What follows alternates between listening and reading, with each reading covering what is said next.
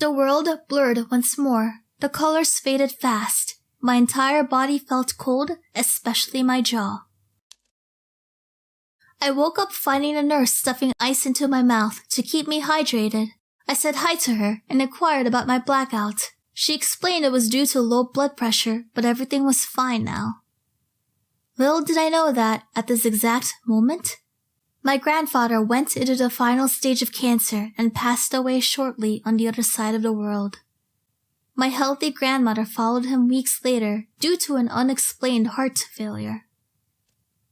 I was only told years later because my parents wanted to ease the pain. I love my grandparents very much, and may they both rest in peace.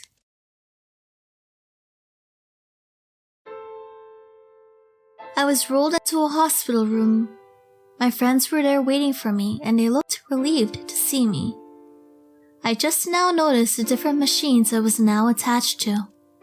"Are you alright?" Hank asked me. "I'm fine. Sorry to see that you guys are still waiting here." "It's fine. Stop saying things like that," Hank replied as the nurse settled me into the bed. "It's dinner time." "Yeah, I could eat." "Well, let's go get something and bring it back here. What would you like?" "Anything's fine." My friends left to get food. After giving my cell phone back, I was just about to make a call when a nurse came into the room with some paperwork in her hands. "Mr. Yang?" "Yeah?" "Here's the paperwork for you to fill out your will." Will what?" I thought to myself, not understanding her words. I continued to stare at her, waiting for her to finish. Noticing our disconnect, she started explaining again. "Have you heard of a will?" She tried to be sensitive. I finally understood her words, but I didn't understand what she meant. "Yeah." "Has the doctor come in yet to tell you?" "I haven't seen anyone come in." The nurse opened her eyes wide, possibly realizing the cause of the disconnect we had been having. She stood still for a second, and then continued. "As you know, right now you have around 2,000 platelets." She spoke very slowly and softly, trying to make no mistakes. Usually, by hospital procedure, anything below 5,000 to 10,000 platelets would be considered fatal. I considered to stare at her thoughtless. "With such low platelets like that, and the severity of your illness, there's not much we could do." She took a large pause. "We've tried our best, but we're unable to quickly raise your platelet counts due to the seriousness of your illness. The antibodies in your blood make the effect of transfusions slow, if they even work at all. Your bruises indicate that we should be expecting you to have several severe internal bleedings in the near future, most fatal being inside the brain." Am I going to die? I wanted to cut to the chase. "We've done the best we can, Mr. Yang." I chuckled a little. There was a long pause in our conversation. She then started again. "The doctor had said that you will maybe have a few more hours to finish your will and your dinner." I remained motionless. After a while, the nurse walked out, saying, "If you need anything, let me know. I understand this may be hard to take in. I'll be outside."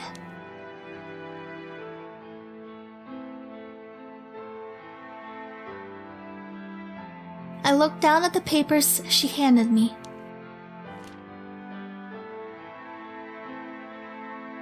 Only then, after reading these words, had I finally understood the situation. I was going to die, and I only had a few hours to live. Tears started dripping from my eyes. However, it wasn't because I wanted to live longer. I looked back on the 18 short years that I lived in, and thought about what I did with my life. I saw the most beautiful pictures, the most fantastic moments.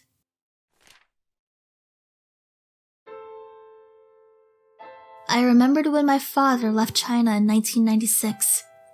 He hugged me and cried and promised me that he would work really hard so that both my mom and I would also move to the US and live together here once again.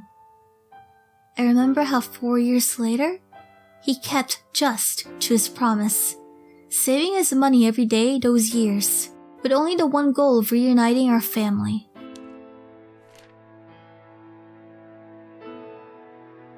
I remembered my middle school years. I struggled so much because of my inability to speak English. However, I always had friends who looked out after me. I worked hard in school and hard outside of school to catch up to others. In 2004, I was not only elected to be the president of the Boulder Amateur Radio Club Juniors, I was also selected to give a speech to hundreds of people in Dayton, Ohio, on the topics of amateur radio and cultural acceptance. After practicing for the speech for months, I made no mistakes, and I made the auditorium go wild. Not only have I learned to embrace my cultural heritage, I had also grown to love public speaking.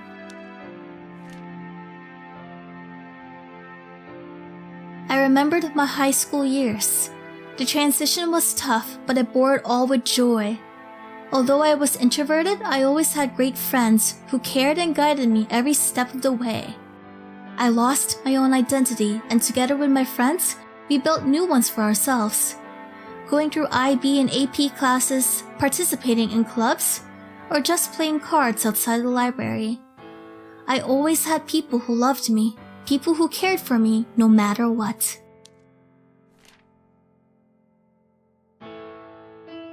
I remembered the handful of weeks I had in college. Being a foreigner, I knew no one. However, in the short amount of time, I was embraced by friends who supported me and appreciated me for who I was, no matter how introverted or cynical I could be sometimes. People whom I had connected with here, Brian, Hank, Thaddeus, and many others, had all been so caring, so loving of me.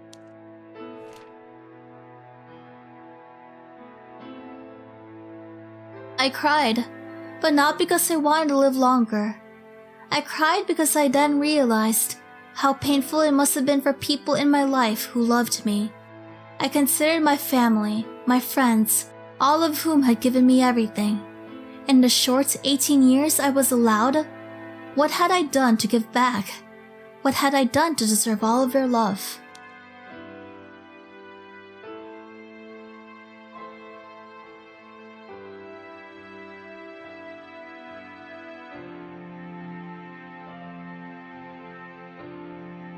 People always say, life is short, so make the most of it.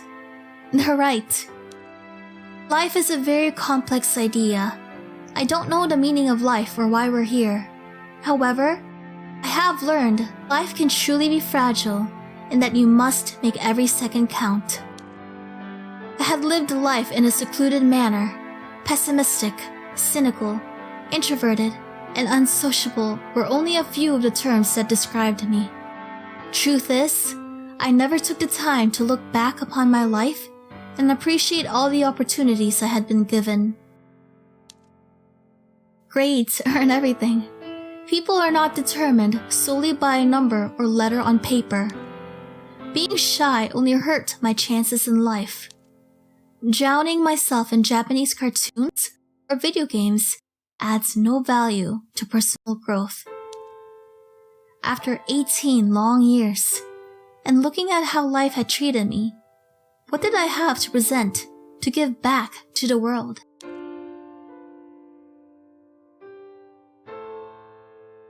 I never recognized this until now. I loved my life, and it loved me back. I did not want to abandon my family, my friends, and all the people who loved me, leaving them with only grief and sorrow. I wanted to continue living for everyone and spread happiness upon them all.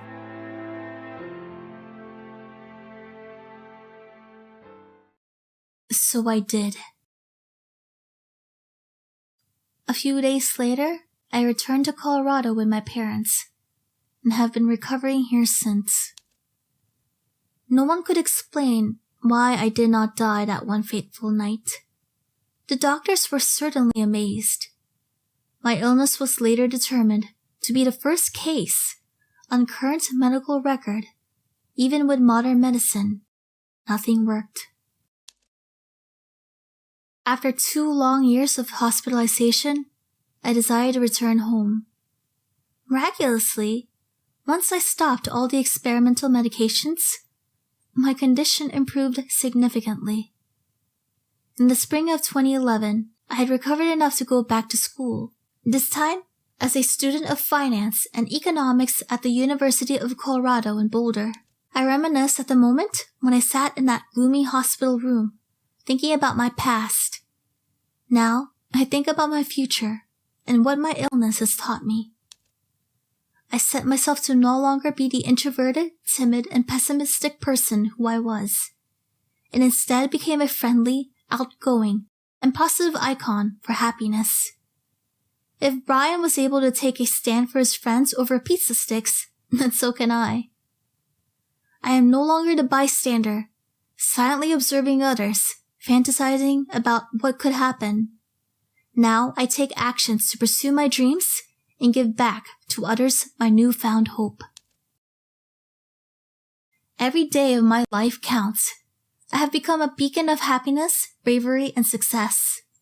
My proudest achievement thus far must be Serenity Forge, a video game development team I started once I returned to Colorado. I turned a valueless hobby into valuable experiences and goals. I always had the dream to develop video games, pushing the medium into the realms of art.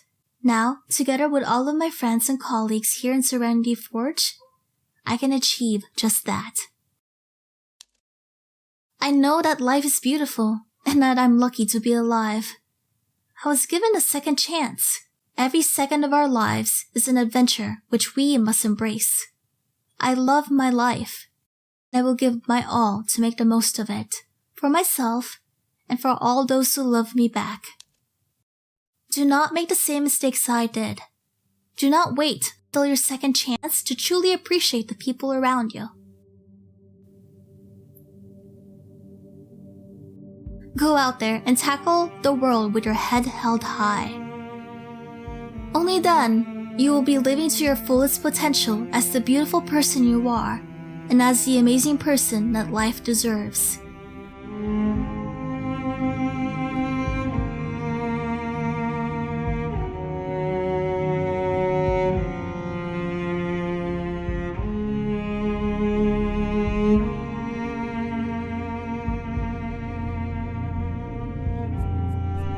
Greetings, this is Z. I am the developer and the producer of this visual novel game. Thank you so much for playing through the story and supporting the Serenity Forge video game development team. This story was in fact a true story, even down to the details of the dreams I had at the time. This all happened about 4 years ago for me, and I am now 22 years old, going to school at Boulder, Colorado. I would like to take this time to thank some of my friends and colleagues who not only made this possible, but also supported me every step of the way during my illness. I've always wanted to share my story somehow, and this all started when I had the realization that a visual novel program for the computer would be fun to produce and would be the perfect medium for me to tell my story. With no programming knowledge and no digital art knowledge, I went ahead and dove right into development. I drew all of the art, wrote the script, and programmed the entire game myself. I even made the font after my own handwriting. But of course, I wouldn't have done it without all of the help from my friends. Writing can be tedious sometimes, especially when you write a lot. Here are some of my friends who helped me edit the script of the story. Thank you all so much for your help. Special thanks to Carrie and Taylor. You both helped me tremendously in your edits, and you're really the reason for the script being so polished in the end. I started this project with no programming knowledge. I wanted to thank my friend Norris for not only helping me with my dumb programming issues, but also consistently being inspirational whenever I program.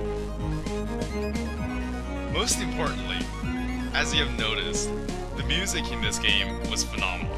And that's because the music was composed by several friends of mine who are professional musicians. John's Spring was used during the flashback sequence about the pizza sticks.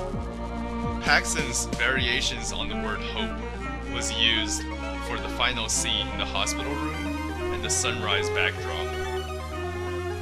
Taylor's Somnium was played during the 2 dream sequences. And now, most importantly, the main composer of the game and the lead game designer for our development team on other projects, David Foreman. Out of the 11 songs in the game, he composed 8 of them, and 7 of them are fully polished songs lasting several minutes long. I won't go into the details on individual songs, but they are all amazing, especially the final credits music he composed, which you're listening to right now. Thank you so much for all of your help. I could not have done this without you, David. If you enjoyed the music, you can find the fully downloadable original soundtrack of the game on our website. Go check it out and give some support to these wonderful musicians. This experience truly changed my life. Looking back at how fragile life was, I learned to make every second count. I really wanted to share my experience with others, so that people my age would realize how precious life is and how easily it could slip away. Thank you once again for supporting me and the Serenity Forge video game development team. I hope you enjoyed the experience. I know I have. Definitely look forward to our future projects as well. I guarantee you that they'll actually be playable games from here on out. Thanks again. Alright, well that's it for Loving Life. That was a pretty good visual novel. It's pretty interesting seeing how another person thinks and their life experience. This is basically an autobiography in a sense. It's pretty cool. Being told that there's a high likelihood that you're going to die, that is just mind-boggling, I guess. You're going to die, you just don't know when. Maybe the next few minutes, the next hour, who knows? So I don't know how he felt. I know I would have moped, or maybe be apathetic if I was in his situation, or I'd be pissed because I can't do YouTube anymore. But yeah, beautiful, beautiful story. Anyway, thanks for watching the video, hope you liked it, and I'll see you guys later. Bye bye!